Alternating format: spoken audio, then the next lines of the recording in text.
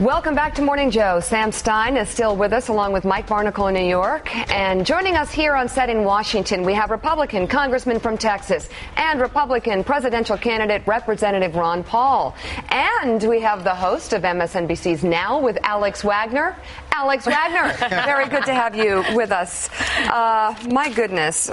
First of all, Congressman Paul, are you still campaigning or what are we doing? Always here? campaigning. You're always campaigning. I've been campaigning for 30-some years. 34 years. What else would you do? I would not know what to do if I couldn't campaign for my favorite subject, and that is personal liberty. Yes. That is my goal. That's fair. So let's look at the state of the campaign. I want to ask you about Mitt Romney. You're not ready to endorse him, obviously. No. Okay. Can I ask you a question about him? Well, I would think that's what I'm here for. Okay. Has Mitt Romney shown himself to be someone who has clear convictions on the key issues that are important to the Republican Party? You're asking me whether he does? Yes, and whether he's shown himself to be someone who has clear convictions. The Republican Party of the last several decades, I would say he has core convictions, but I just disagree with them. Okay. Because the core convictions aren't what I think we sometimes pretend we believe in and what we have believed in the past. So therefore, those core convictions are something I'd like to change. I'd like to change those convictions of the Republican Party because there were times when they had much better positions, and there's no reason why we can't restore those and improve upon them. So the Republican Party has lost its way. Would you agree with, for example, what Jeb Bush said recently in critiquing your party? Well, I think it has lost its way. I think a long time ago. I can't see the difference. Foreign policy. We get Obama, we get George Bush. What significant change are there? They're both very militaristic, interventionist, pro-war. When it comes to the Fed, do they really want to challenge the Fed and the printing of money and financing debt? No. Do the Republicans really stop welfare expansion? No. Do they really cut back and balance the budget? No. They usually introduce bigger budgets, generally over the years, whether it was Reagan or Bush. They spent a lot of money. So I would say the people have been misled into thinking that, there's a big contest going on out there. I think that personality-wise and power struggle, there are real contests going. But when it comes to the philosophy of government, there's not enough difference for me. Sam Stein. All right, so the conventional wisdom is that Rick Santorum won the Iowa caucus, and then we find out this past week that your campaign actually gets 23 of the state's 28 delegates to the convention. And you've scored similar wins like that in Nevada, Louisiana, Maine, other states. What are you going to do with all these delegates? What's the end game here?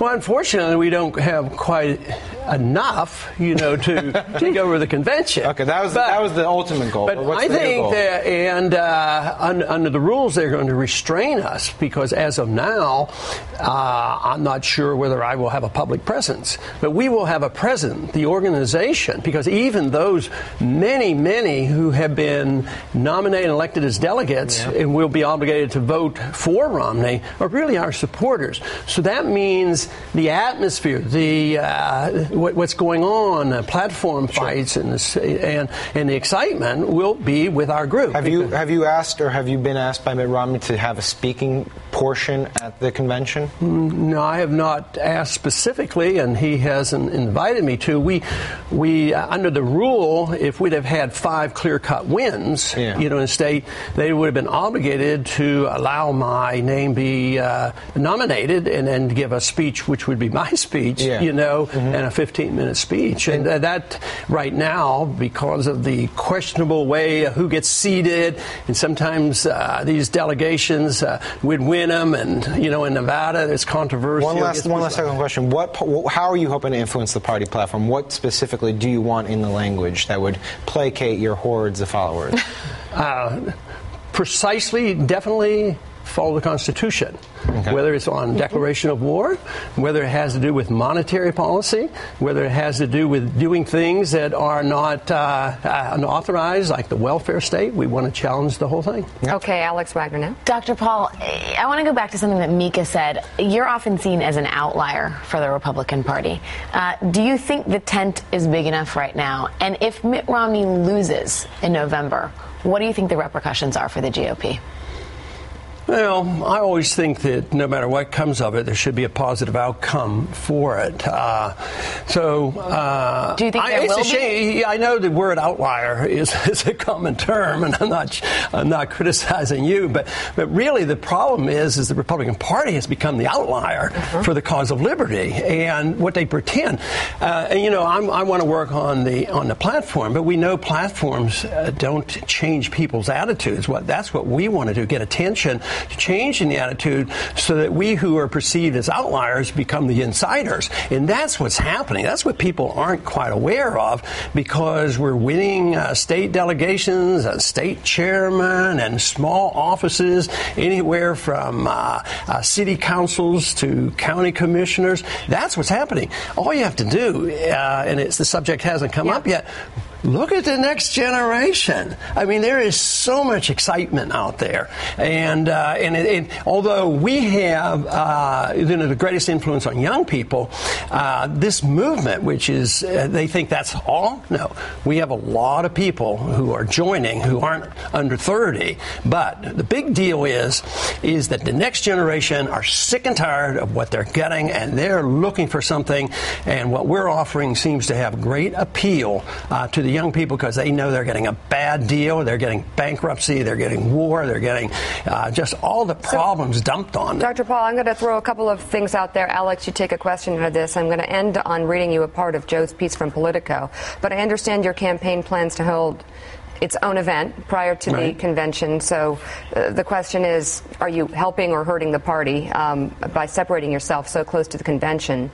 But also, here's what Joe writes, and it plays into the issue of conviction in the leaders in the Republican Party, and his worry about not only the Republican presidential field that went through the primary process, but those who didn't join in to try and run for president. He voted for you. Why I voted for Ron Paul, Politico. While Romney was distancing himself from Ronald Reagan, Ron Paul was fighting with Republicans to balance the budget for the first time in a generation.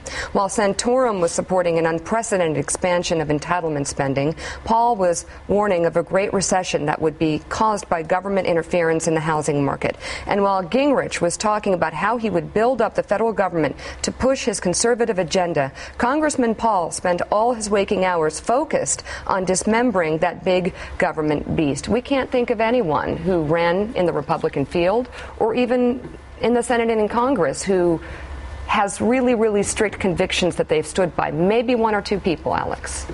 No, I mean, I think the slogan widely acknowledges consistency. Thy name is Paul, and that consistency is why I've been to, on the campaign trail. I've been to your rallies. I've seen those crowds where it's folks in their 70s, it's folks in their 80s, it's really young people. It's and a lot of Canadians. I don't know why. That's what I found on the campaign trail. The message of liberty is universal. We get a lot of messages from almost every country in the world. Here. Okay. But yet the standard bearer for the party right now is someone who has been attacked roundly for having no consistency in any of his platform positions. So it does, when you look at the Republican Party, it's not just Democrats who say this. There is a certain sense that it is in crisis. And I guess the question is, depending on what happens in the fall in November, is there going to be time where the Republican Party spends some time on the psychiatrist's couch and thinks, okay, we need to sort of circle the wagons and figure out what we really believe in? Well, our goal, if we're not going to be the nominee, if I'm not going to be the nominee, the goal is to show that there's a political benefit toward accepting some of the views that we have, or all the views that we have, that there's a benefit. Because most people aren't driven by philosophy in government, believe it or not. They are not. That is not their goal. Their goal is to be in office. But there needs to be an attempt to get people to believe in something. And because that's what the people want. And sometimes they need it more than others. Right now, in the last 5 years, why there's been such a great growth in our philosophy is of the need. Wars are endless. The people are tired of them. The money is there. The debt is there. The crisis had come.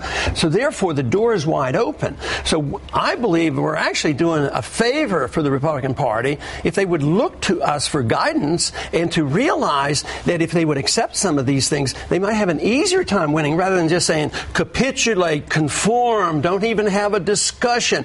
Why should there not be a discussion at a convention? You and I, everybody pays for this. $18 million to pay for this, and you're not allowed to have a discussion? The Democrats, they don't even have a contest. $18 million just for this PR stunt. A lot of videos. All I want to do, if I don't get a speech on the floor in the convention, all I want to do is have a little meeting and say, hey, look, we have numbers, we have people, we have enthusiasm, we believe in something. Why don't you pay a little attention? And actually, I think they are. They don't know quite how to handle it. They're not quite ready to say, oh, yeah, I guess it's time we get out of Afghanistan. They're not ready for that. But this is what the people want. Mike Barnicle in New York has a question for you, Congressman Paul. Mike. Congressman, a few moments ago, I heard you talk about there is a next generation out there, another generation that have grown tired of carrying the burden built up by past generations. And you mentioned exploding budgets, foreign wars, and things like that. And I've heard you speak several times, and when in your condemnation of the welfare state, it would seem to me that you are headed in the direction of eliminating programs like Social Security, Medicare, and Medicaid. Am I wrong on that? Well, sort of, because there's a good time sequence. As adamant as I am about the purity of a philosophy, I'm also very pragmatic when it comes. I want to get rid of the Fed, but I also don't want to get rid of the Fed tomorrow. What I want to do is have competition with the Fed and let the Fed self-destruct. And when it comes to welfare, matter of fact, I'm probably the best protector of Social Security and some of these programs for child health care and elderly health care, because we can't afford it. We're going bust, and it's all going to collapse. You have Obamacare. It's totally destructive to the medical care system. I'm saying I want to cut $1 trillion out of the budget, but a lot of it comes from overseas funding and war, and I say this is the only way we can preserve some of these programs and work our way out of it. I want young people to opt out of Social Security, but my goal isn't to cut. I think this is where the Republicans make a mistake. They're seen as cutting food stamps and increasing the military budget. I think it's bad politics, and so in my more pragmatic stance on how we get to the place where I want to go, actually, I'm probably offering a program where some of these programs that we have taught people to be so dependent on, I would probably preserve them longer than others, because we're going to lose them because of the bankruptcy that is coming. Oh, okay. And now I've seen the composition of many of your rallies, and there are many, many, many young people who attend your rallies. Do you feel, in speaking to this next generation that you just spoke of, do you feel any obligation to talk to them, perhaps instruct them about the fact that there has always been a social contract among Americans from one generation to another to help those who need help the most? Yeah, but not through government. The best way you can help people is have freedom and free markets, incentives, production, sound money. So my goal in my program is the most humanitarian. You're insinuating that there's a socialism type or welfareism that is promised one generation to the next. That's not in the Constitution. That's sort of a 20th century concoction of welfare transfer, through force of government. But if you care about people, you have to endorse sound money, personal liberty, incentives to get ahead, peace and trade. These are the things that will take care of people. And we have accepted this sort of social contract you talk about for the last 100 years. And look at where we are. Look at what's happened in the last 20 years. Look at what's happened since the year 2000. Look at what's happened in the last 5 years. It's downhill. So what do we get? Education for kids. They're graduating. They have more debt, no education, and no jobs. That's what your social contract is giving you. A bit of a personal question then. Are you on Social Security? Do you get Social Security checks? I do. Well, you just told younger generations that they should wean themselves off this social contract. That is true. But you haven't done it yourself. The Social Security, just like I said that I would preserve the Social Security the best I can, but we want to get off. But this is one program we were supposed to be paying into an insurance program. I understand that. So it's don't you different. Think you could have set a good example for the future generations? I mean, I'm not saying you're not the wealthiest man in Congress. I know that. But you have enough means to take care of yourself in retirement. Shouldn't you have provided provided an example. You know that you... Not to be all sanctimonious about it, but I just want to... You're not being sanctimonious, okay, you're just being a little sanctimonious. A little bit, but I'm just curious. Couldn't you have said an example? No, I think that I think the programs are so designed, just as I use the post office, too. I use government highways. I do that, too. I use the banks. I use the Federal Reserve System. Yeah. But that doesn't mean that you can't work to remove this. In the same way, on Social Security, I am trying to make a transition. Yeah. If I were 20 years old and offered that chance, I'd jump at it. And the young people jump at it because they know that this is not solvent. Yeah. So I personally don't see any consistency in that, because we were supposed to have money there, and we had this, contract. This is not like signing up for food stamps. This is signing up to get. I still pay Social Security. I pay more into it than I get out. Oh, that doesn't make sense, but there you go. Congressman Paul, that's all we have time for. Thank you so much.